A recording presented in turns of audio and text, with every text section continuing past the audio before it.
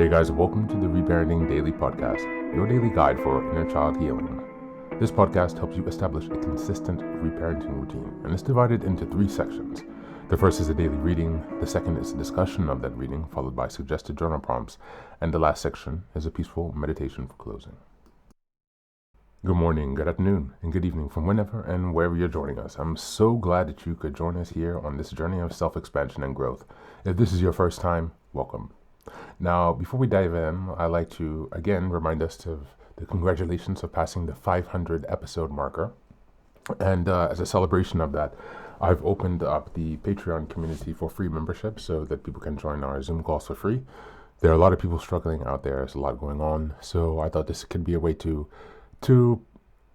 provide some help and, to give some thanks for all the support that I've received so far.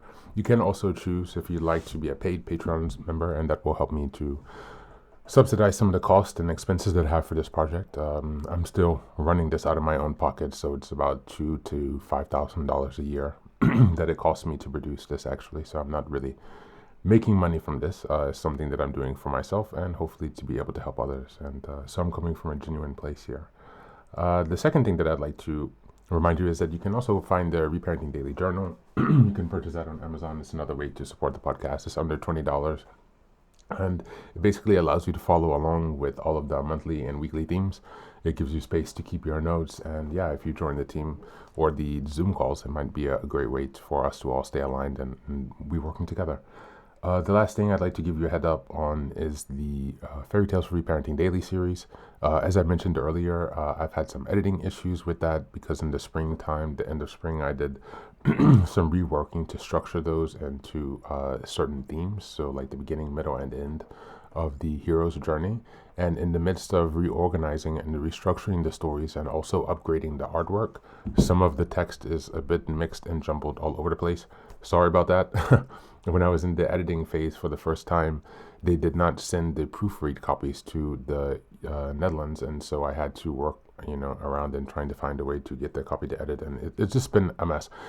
So basically, that's going to take a little bit longer. I'm going to aim to have that done by the end of the year, but I have burned my eyes, so I am very limited. Excuse me, with what I can do and time I spent on the computer. And so I would have had that done much earlier. I would have liked to have that already done, but here we are. And so in any case, once that's available, again, I'll give you a heads up, but please do hold off on purchasing the Fairy Tales for Reparenting Daily for now. Or Fairy Tales for Reparenting series, not the Fairy Tales for Reparenting Daily. That's it today. So without further ado, let's dive into today's practice. Hey guys.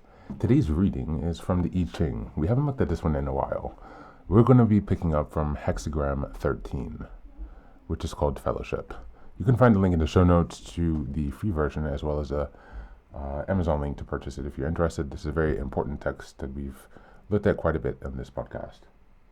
Just as a reminder, we're in September and the theme is emotional intelligence. We're in week 3, which is September 15th until the 21st. And the theme for this week is building empathy and understanding others. Ching, Hexagram 13, Fellowship. When communal or tribal bonds unite people of a group, great success is possible. But such bonding only develops if personal interests are subordinate to the virtues, human relations, like open communication and empathy. The broader perspective, the greater the good that can be achieved. And the greater the potential good, the more powerful the support behind it. A spirit of cooperation steadies the boat for the good of all, though it does help to have a beautiful island of high ideals to row towards. Learn to respect the power of diversity, for a community's strength lies not only in its numbers but in the diverse skills and the collective resources of its members. Like the stoutest walls reinforced by different materials, the strongest group benefit from tolerance of difference, strengthening the fabric of the whole. With the unified group solidly behind you, even difficult enterprises can be undertaken without great risk. Line 1. When guests gather at the door, enthusiasm is high, and divergent agendas are not yet apparent. Such are the beginnings of fellowship. Use these moments carefully. They are opportunities not to be missed. To foster goodwill among a group at the start of an enterprise or consortium, avoid secret agreements. Goodwill is a fruit that blossoms in the light of transparency. Line 2. Fellowship with an exclusive group can bring regret or humiliation when social contacts are elitist, divisiveness, and unhealthy quarreling result.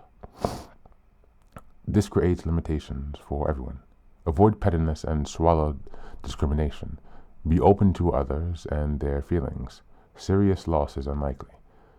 But hard feelings created by an attempt to gain a temporal advantage are almost always troublesome down the road. Line 3. Those who mistrust their allies, spying on them, and planning surprise maneuvers usually become trapped in their own nets. Avoid unnecessary plotting and scheming, for it is the sign of disintegration of your community. When such a pattern has begun, put a stop to it immediately.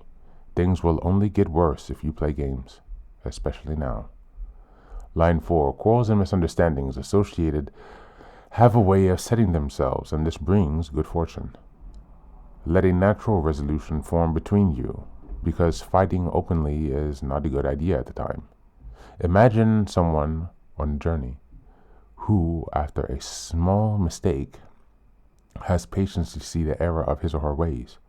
Before it is too late, change course. Sometimes, only by allowing for open disagreement can a group find its way. Each of us is likely to make a few missteps along the way, but with an open mind and compassion, can still triumph in the end. Line 5, sorry. The strongest bond is between two human hearts that have come to know and share each other's inner thoughts and desires.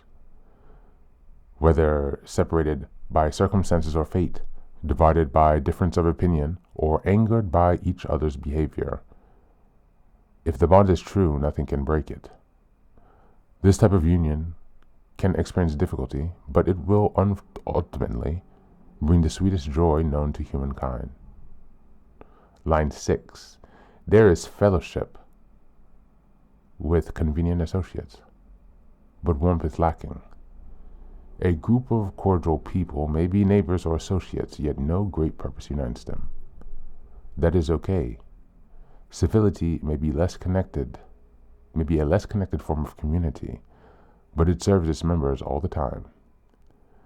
Though the situation may not be terribly satisfying, neither is it a cause for regret.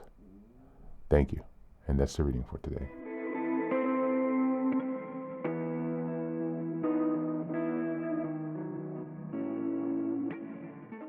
Now, Hexagram 13 Fellowship emphasizes the power of community and cooperation where individuals put aside their self-interest to pursue higher ideals.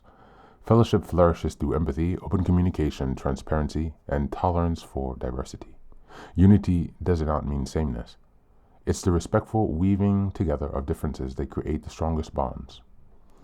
From the lens of emotional intelligence, fellowship requires both self-awareness, knowing when ego, suspicion, or elitism get in the way, and empathy, true listening, being open to others, and working toward shared goals. Emotional regulation is key. Quarrels and mistrust weaken the group, while compassion and openness restore harmony. In the context of developing empathy and understanding others, this reading reminds us that empathy isn't only about one-on-one interactions, but it's also about how we participate in the collective. To foster true fellowship, we must trust, cooperate, and allow space for differences, rather than trying to control the outcomes. For reparenting, Hexagram 13 speaks to healing. For reparenting, Hexagram 13 speaks to healing isolation and mistrust learned in childhood. Many neglectful or abusive upbringings carry wounds of exclusion, secrecy, or betrayal. Fellowship teaches that healing comes not by withdrawing, but by building safe, transparent connections where one can belong without losing individuality. Reparenting here means learning to trust others gradually and practicing empathy even when fear arises, and creating bonds based on openness as opposed to survival-driven secrecy. As we go into the journal prompts today, number one, when have I experienced true fellowship, where empathy and openness allowed me to feel safe and seen?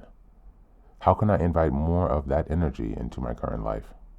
And number two, in what ways do old wounds, mistrust, fear of betrayal, exclusion still affect my ability to engage fully in community or relationships? Number three, what would it look like to row towards a beautiful island of high ideals in my own fellowship, whether with friends, colleagues, or my inner child? That's it for today. As always, thanks for being here. Take care of yourself, and please do be well.